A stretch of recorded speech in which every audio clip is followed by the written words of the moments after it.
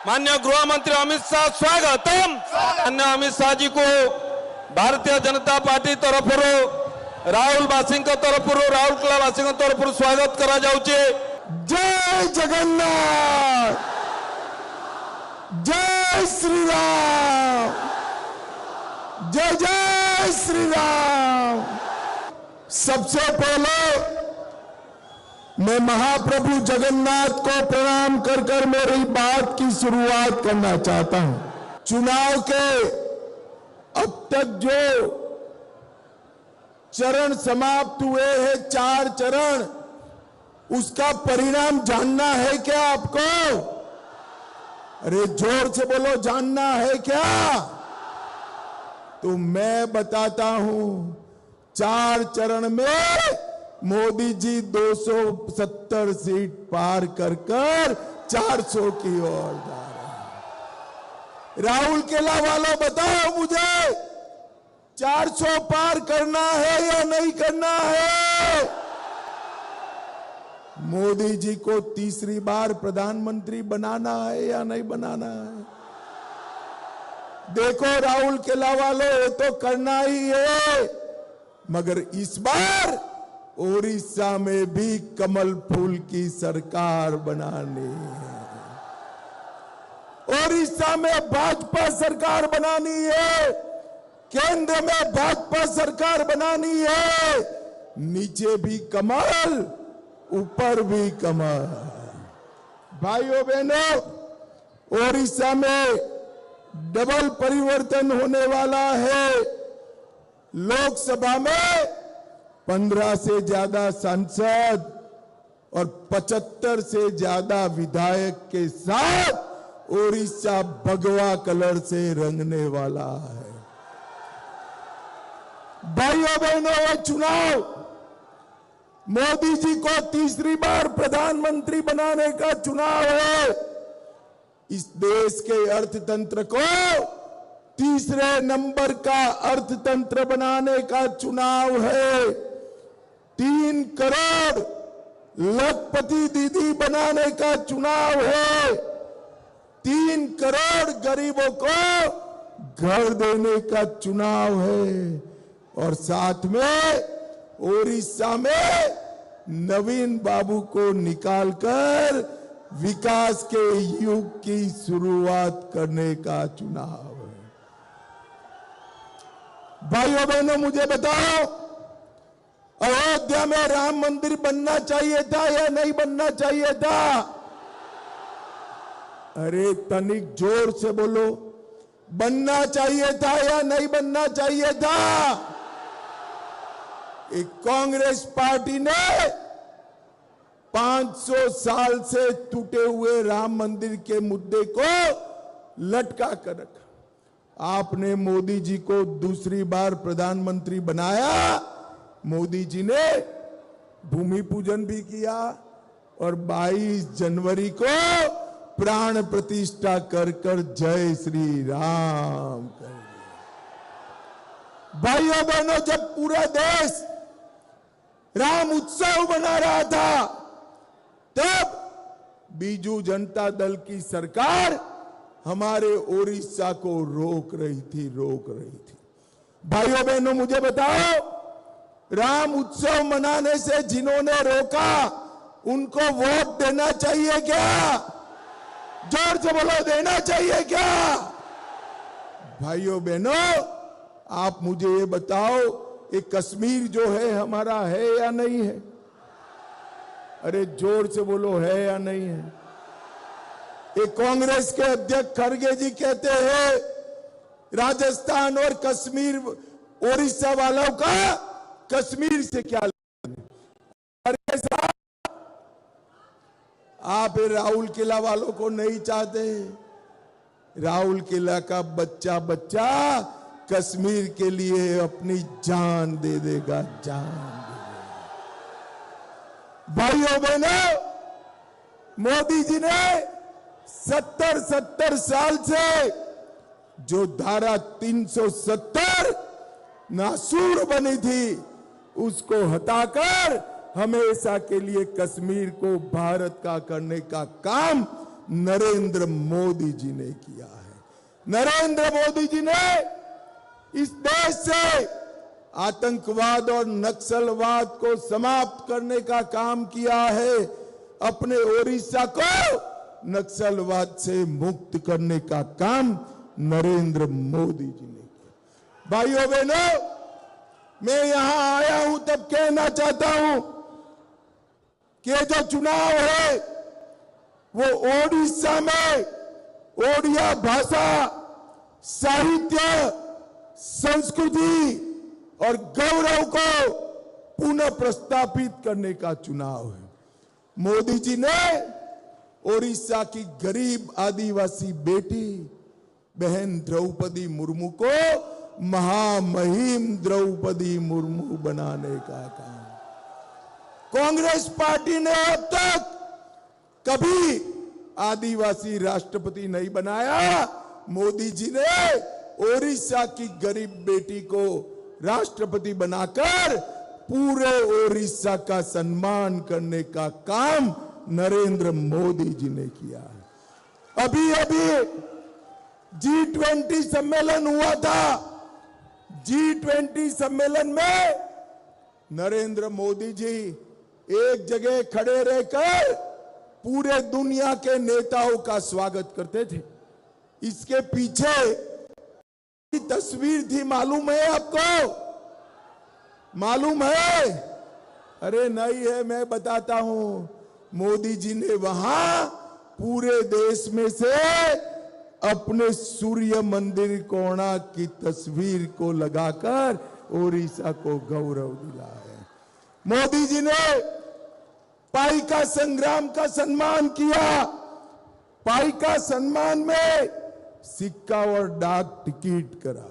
और भाइयों बहनों, मुझे बताओ, एक बीजेडी सरकार ओडिशा के गौरव का दिन प्रतिदिन अपमान कर रही। मुझे बताओ, ओडिशा का शासन ओडिया में चलना चाहिए या तमिल में चलना चाहिए? जोर से बोलो। भाइयों बहनों, आस्था और श्रद्धा का केंद्र पूरे देश और दुनिया में जिनके करोड़ों भक्त हैं, भगवान जगन्नाथ के मंदिर के सभी द्वार खोले नहीं जाते। परिक्रमा के नाम पर इसको पर्यटन मंदिर में बदलने का काम किया और जगन्नाथ के मंदिर को अपमानित करने का काम हो रहा है। भाइयों बहनों, आज मैं यहां कहकर जाता हूं, सालों से ओडिया जनता और करोड़ों जगन्नाथ भक्त रत्न भंडार का चाबी का रहस्य पूछ रहे हैं। मुझे बताओ, इसको सार्वजनिक करना चाहिए या नहीं करना चाहिए?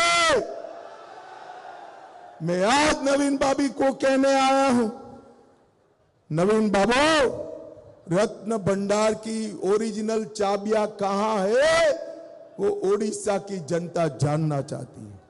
डुप्लीकेट चाबियां किसने बनाई? डुप्लीकेट चाबी से रत्न भंडार खोला गया या नहीं खोला गया? और जांच आयोग की रिपोर्ट को नवीन सरकार क्यों दबाकर बैठी है, उसको सार्वजनिक करिए। मैं आपको कहता हूं भाइयों बहनों, भारतीय जनता पार्टी की सरकार बनाइए। जांच आयोग की रिपोर्ट को 1 महीने के अंदर हम सार्वजनिक करने का काम करेंगे। सार्वजनिक करने का। भाइयों बहनों, ये 25 वर्ष जो है ओडिशा के विकास के लॉस्ट ईयर, ये 25 साल ने ओडिशा को 50 साल पीछे धकेल दिया है। मैं आज कहना चाहता हूं, पश्चिमी क्षेत्र के साथ ओडिशा सरकार ने सौतेला व्यवहार किया है। आज भी ओडिशा में 27 लाख परिवारों के पास पक्का घर नहीं है। 19 में मोदी जी ने योजना शुरू करने से पहले सिर्फ 3.5% लोगों के घर में नल से जल था। आज भी 26 लाख लोगों के घर में नल से जल नहीं है। आप भाजपा सरकार बना दो, एक ही साल में ये 26 लाख परिवारों को नल से जल देने का काम भारतीय जनता पार्टी की सरकार। आज भी 6,412 गांव में पक्की सड़क नहीं है। ओडिशा के किसान की आय देश में सबसे कम है। मैं मेरे किसान भाइयों को कहना चाहता हूं, भाजपा सरकार बना दो, आपका धान 3100 रुपया क्विंटल के भाव से पूरा का पूरा भारतीय जनता पार्टी की सरकार खरीदने का काम करेगी। भाइयों बहनों, मोदी जी पूरे देश भर में गरीबों को 5 लाख तक का पूरा इलाज का खर्चा उठाते। ओडिशा के गरीबों को मिलना चाहिए या नहीं मिलना चाहिए? अरे जोर से बोलो, मिलना चाहिए या नहीं मिलना चाहिए? आप भाजपा सरकार बना दो, 3 महीने में आयुष्मान भारत का खर्चा देने का काम भाजपा सरकार करेगी। भाइयों बहनों, ये नवीन बाबू की जो सरकार है, ये झोला सरकार है, झोला सरकार। मोदी जी हर व्यक्ति के लिए 5 किलो अनाज बेचते हैं और नवीन बाबू उस पर अपना झोला लगाकर गरीबों को देते हैं।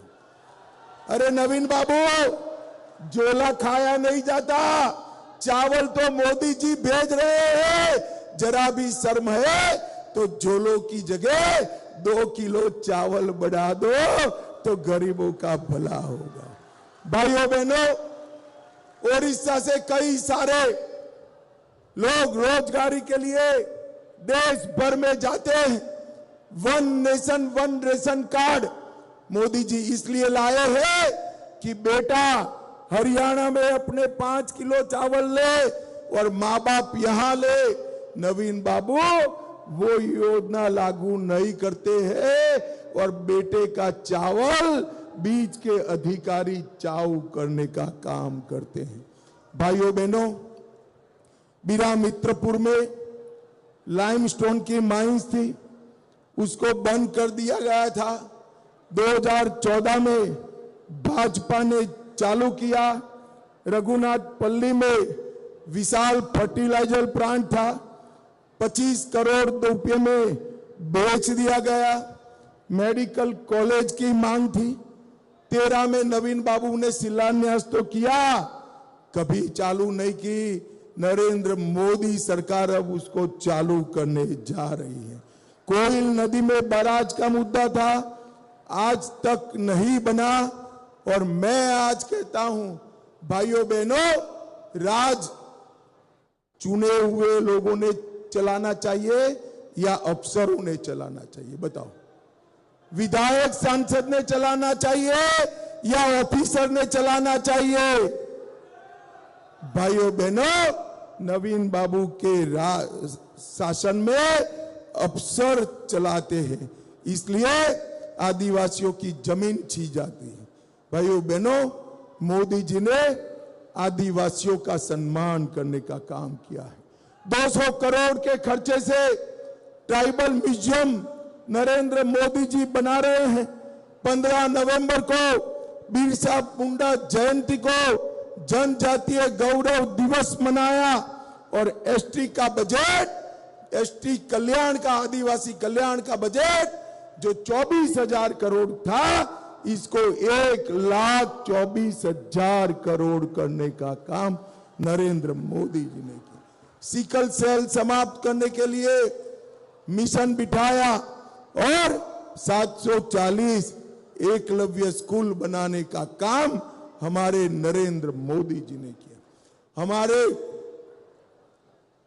सांसद यहां पर बैठे हैं। सुंदरगढ़ के विकास के लिए 700 करोड़ के खर्चे से 24 किलोमीटर वीर मित्रपुर ब्राह्मणी बाईपास बनाने का काम किया।